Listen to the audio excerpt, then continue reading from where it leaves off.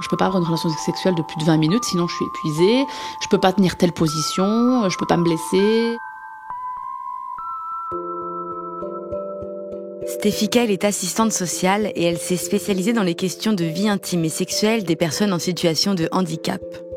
Dans la suite de notre entretien avec Barnabé et Jade, on a choisi de développer avec elle la question de la sexualité des personnes vivant avec une hémophilie. Je suis Charline de La Fontaine et vous écoutez Singularité, un podcast de la communauté Voix des patients qui donne la parole aux personnes vivant avec l'hémophilie, ainsi qu'à leurs proches et aux soignants. Dans ce nouvel épisode, nous allons parler de santé sexuelle, laquelle, rappelons-le, fait partie intégrante de la santé globale et des comportements de santé selon l'OMS.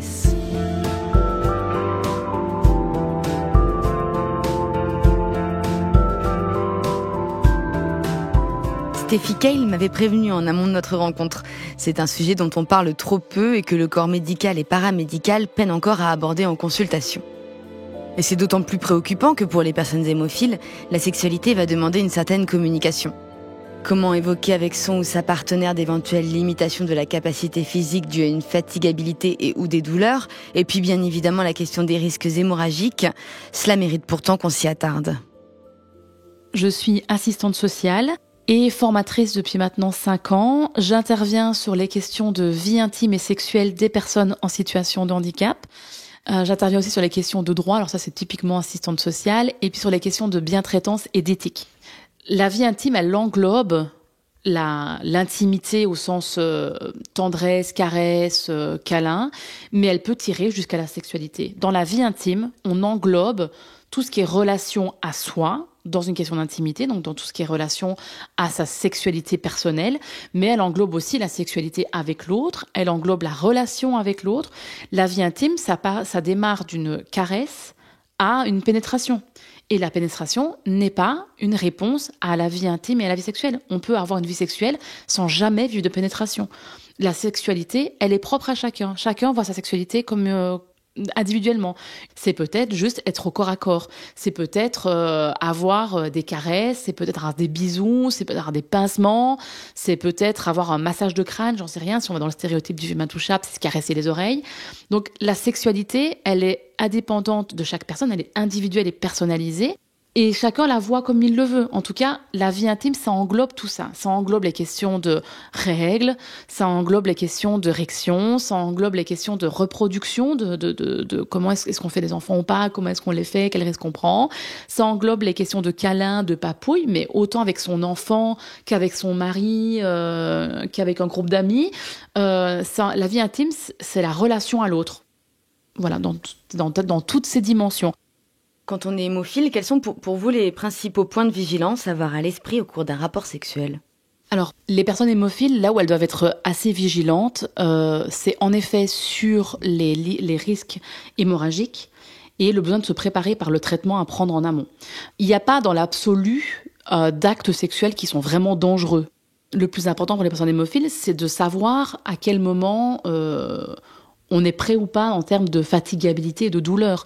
Donc je reviens sur la communication, ça veut dire à son conjoint, alors aujourd'hui, ok, j'en ai envie, mais je peux pas. Parce que justement, je suis fatiguée, parce qu'aujourd'hui, je me sens pas bien, j'ai mal, j'ai des douleurs. En sachant que l'acte sexuel peut atténuer les douleurs. Donc ça peut parfois aussi être un bon compromis pour dire bon, j'ai mal, mais peut-être qu'un petit orgasme me fera du bien, donc parfois ça vaut le coup de le tenter. Par contre, les pratiques qui peuvent être problématiques sont des pratiques qui vont impliquer des saignements.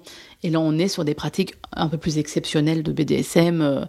Et donc, quand on est hémophile, on peut peut-être pas avoir ce genre de pratique de façon naturelle et tranquille, quoi. Il faut peut-être en effet le préparer. Mais hémophile ou pas, ce sont des pratiques qui se préparent de toute façon. Donc, en effet, la sexualité des personnes hémophiles, elle va demander, je pense, en amont une certaine communication. Ce qu'il faudrait, c'est qu'en fait, toutes les personnes s'inspirent de ça. C'est qu'une personne sans handicap, sans maladie, se disent « je dois parler de ma sexualité à mon conjoint » pour arriver justement à avoir des pratiques sereines, en confiance.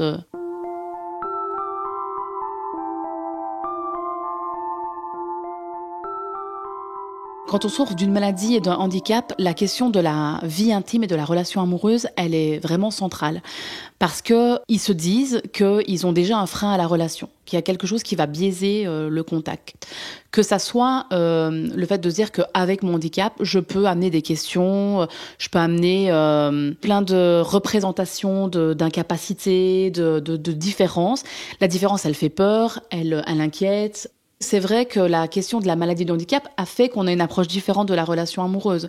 Mais ça, je pense que les personnes en situation de handicap, elles ont cette représentation d'avoir des difficultés à aller vers une relation amoureuse du fait de leur maladie de handicap qui est prenante, qui est présente tous les jours, tous les matins quand ils se lèvent. Cette maladie, ce handicap, il est là. Donc, ils ont appris à vivre avec, mais ils ont surtout appris que ça rythme leur quotidien à tous les niveaux. Et à quel niveau en particulier ? Sur les questions d'emploi, de famille, de vie sociale, d'accès aux loisirs, d'accessibilité, l'accès à la société. Donc de ce fait, la relation amoureuse en est impactée. Quand ils sont sur des sites de rencontres, ils se disent est-ce que je dois le dire directement ? Est-ce que j'attends la première rencontre ? Est-ce que je le dis plus tard ? C'est une vraie question de parler de son handicap ou de sa maladie et à quel moment.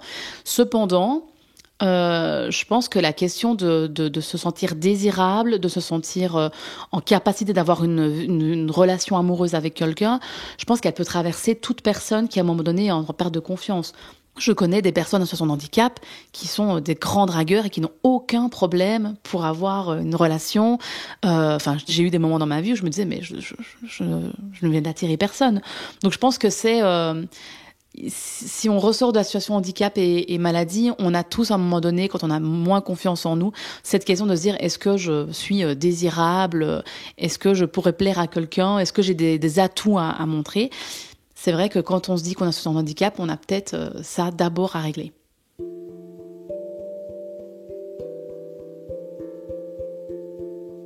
Le besoin d'intimité, c'est un besoin primaire, indispensable au bien-être, indispensable à notre structure psychique. Si on n'est pas satisfait tant en termes d'intimité qu'en termes de sexualité, mais je pourrais y revenir, on peut être pas bien, déprimé, voire très, très dépressif, voire être plus douloureux. Enfin, en tout cas, il y a quelque chose qui joue dans notre relation à notre corps, mais jusqu'à la question de la douleur, hein. Satisfaire un besoin d'intimité et de sexualité, c'est indispensable. Pour le satisfaire, il faut déjà savoir comment on a besoin de le satisfaire. C'est-à-dire qu'est-ce qu'on attend de cette relation avec l'autre. Donc il faut déjà se connaître, savoir ce qu'on aime, ce qu'on n'aime pas, nos limites, où on s'arrête. Et ça, je pense, d'autant plus primordial pour les personnes qui souffrent de maladies ou de handicap, de savoir, je peux pas avoir une relation sexuelle de plus de 20 minutes, sinon je suis épuisée, je peux pas tenir telle position, je peux pas me blesser, je peux pas faire sans lubrifiant, je peux pas faire sans mon traitement à côté de moi, je ne peux pas faire sans un lève-personne pour me bouger. Enfin, voilà, les questions de physiquement, qu'est-ce que je peux. Et à partir du moment où on sait ce qu'on a envie, comment on en a envie, de quoi on a besoin et de quoi on a besoin pour y arriver, à ce moment-là, on se connaît déjà. Avant de communiquer avec l'autre sur ce qu'on a besoin, c'est déjà apprendre à se connaître soi-même. Et après, dès qu'on a ça et que la relation est dans la confiance, c'est de se dire les choses. En fait, de parler, de se dire en fait, voilà, pour moi, ce que j'ai besoin, c'est ça, ça, ça. Et quand on a l'impression que la personne en face, elle n'a pas compris, il faut reformuler, il faut recommencer. Et la communication, c'est pas l'histoire d'un one shot, c'est pas genre avant de le faire, on discute 5 minutes, on se dit qu'est-ce qu'on fait ? C'est aussi se dire après ça, en fait voilà comment je l'ai vécu. Ou tu sais, hier soir, c'était super, mais par contre la prochaine fois, il faudrait qu'on soit un minimum préparé parce que y a des choses sur lesquelles j'étais pas prête. C'est-à-dire qu'en fait, quand on parle de sexualité et de handicap, on parle déjà juste de sexualité, des questions qu'on peut se poser par rapport à nos propres capacités et comment, en fonction de nos capacités, on va pouvoir répondre à un désir ou à un besoin. Parce que la sexualité, ça parle de l'intimité, donc ça parle de la question des besoins et des besoins qui sont fondamentaux. Si on parle des personnes hémophiles, c'est surtout des questions en termes de capacité physique, des risques hémorragiques, également en lien avec un traitement, mais c'est surtout des questions de est-ce qu'on va parler de notre maladie et à quel moment. Finalement, il n'y a pas bien de différence avec d'autres pathologies et d'autres situations en termes de questions de sexualité, de maladie ou de handicap. Ça vient surtout mettre un paramètre supplémentaire, on va dire des questions que finalement tout le monde se pose. À quel moment je parle de ma sexualité et de ma façon de voir l'intime ? Quand on a un handicap visible, il est là, on n'a pas besoin d'en parler. C'est vrai que quand on a une maladie qui est invisible, L'échange, il va se faire dans la confiance, il va se faire peut-être avec le temps, mais c'est très individuel. Là, je dis des généralités parce qu'en fait, on est tous différents par rapport à sa sexualité. Il y en a qui ont une pratique de la sexualité qui peut être très ouverte, avec des coups d'un soir. Peut-être que la personne hémophile, elle va limiter ce genre de pratique pour pouvoir justement amener un échange. En tout cas, de façon générale, on parle très difficilement de notre sexualité, en tout cas pas le premier soir. Ce qui veut dire que quand on a une sexualité qui doit s'adapter à notre maladie, on doit peut-être partir déjà sur un échange et sur de la communication. Je pense que c'est vraiment la clé pour arriver à avoir une sexualité entre guillemets épanouie. Mais ça, c'est aussi un problème de tout le monde en fait. C'est-à-dire que on devrait tous prendre un temps pour parler de notre sexualité. Dans les années 80, de nombreuses personnes vivant avec une hémophilie ont été touchées par le scandale du sang contaminé suite à une transfusion sanguine. Une ancienne contamination au VIH impose sûrement un fonctionnement différent. Oui, il y a quand même cette notion de risque de contamination qui est quand même présente, qui nécessite en effet de se protéger et de faire très attention pour son partenaire. Donc, ça nécessite que dans la relation, il faut partir avec une communication en amont pour informer correctement la personne du risque potentiellement qu'elle prend. Et ça nécessite en effet de se protéger et d'être au clair avec ça. L'hémophilie est une maladie héréditaire génétique. Dans la majorité des cas, le gène responsable de l'hémophilie est transmis de la mère à son fils au moment de la conception. Ça aussi, c'est un point central dans la vie intime et sexuelle ? En effet, la transmission de la maladie, c'est aussi une question qui est centrale dans la question de la sexualité et de l'intimité dans les maladies. La question de l'hérédité, elle va jouer dans la relation de couple, elle va jouer dans l'intimité. Pourquoi ? Parce que quand on est porteur d'un gène qui est transmissible, alors j'ai accompagné des personnes avec un risque de transmission de 1/2, donc vraiment important, avec des enfants qui allaient avoir une situation de handicap. La question, elle se pose, est-ce qu'on a des enfants, est-ce qu'on n'en a pas, quel risque on prend, est-ce qu'on prend le risque de lui transmettre et comment est-ce qu'on va gérer cette transmission ? Ça demande que son conjoint soit sûr et certain que le risque, il le prend aussi, quoi, même s'il n'est pas porteur. Je parle d'homme parce que je suis une femme, du coup, je me mets dans cette position.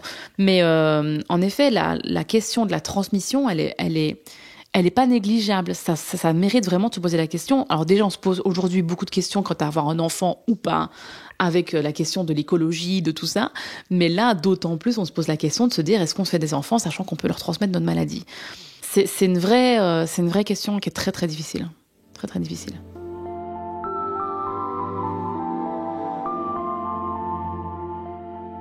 L'intimité, la sexualité, c'est un sujet qui doit être abordé en consultation. Si on le prend d'un point de vue médical, c'est indispensable qu'un médecin interroge la personne dans la pratique de sa sexualité, parce qu'en fait, la pratique de la sexualité, elle vient dire plein de choses sur nous. La pratique de la sexualité, elle, au-delà de satisfaire un besoin d'intimité, ça peut aussi avoir un aspect antidouleur. Donc une masturbation solo jusqu'à un orgasme, ça permet de sentir mieux. Déjà, pour tout le monde, on sait qu'avoir une relation sexuelle ou se masturber avant de dormir, ça permet de mieux dormir. Ça, c'est indéniable. Au-delà de ça, la surmasturbation, donc où on se masturberait beaucoup, viendrait peut-être, probablement, cacher quelque chose de plus caché. Donc peut-être un problème interne. Enfin, en tout cas, ça mérite à un moment donné d'aller explorer ailleurs. Parce que la masturbation excessive, alors quand je parle de masturbation excessive, c'est quelqu'un qui se masturberait plus de 3 fois par jour, ça commence à devenir un peu inquiétant. On pourrait se dire, c'est comme ça, c'est quelqu'un qui se masturbe beaucoup. En fait, non, c'est pas normal, il y a peut-être autre chose. Alors ça peut être une maladie qui est cachée, ça peut être, enfin en tout cas, il faut aller explorer si dans le corps, il n'y a pas un problème ailleurs. Et ça peut être aussi psychique. Ça peut être aussi aller chercher un mal-être qu'on n'a pas pointé. Ça peut être une dépression sur laquelle on n'a pas mis de mots. En tout cas, l'acte masturbatoire solo, il est indicateur de quelque chose. J'ai un exemple avec un jeune hémophile qui se masturbait à l'excès, c'est-à-dire 9 à 10 masturbations par jour. Et le médecin, en échangeant avec lui sur les questions de la sexualité, ils ont pu aborder cette surmasturbation. Et en fait, ce jeune n'avait pas fait le lien entre son excès de masturbation et la question potentielle de la douleur. C'est-à-dire que quand on se masturbe, ça amène un plaisir, ça amène un soulagement, ça lutte contre la douleur, ça peut être quand même assez efficace. Sauf qu'en fait, quand on n'y met pas les mots, on passe à côté potentiellement de l'identification de pourquoi on se masturbe, qu'est-ce que ça fait. Et ce jeune, clairement, le médecin, l'échange avec le médecin, la communication, j'y reviens à chaque fois, a permis d'identifier que la masturbation servait d'antidouleur. Et c'est là où les médecins, tous les médecins, pour toutes les maladies, devraient, à un moment donné ou un autre, parler de sexualité avec leurs patients. Pas spécialement en parler, mais en tout cas leur dire « je suis là pour en parler ». Parce que c'est pas normal de se masturber plus de 3 fois par jour.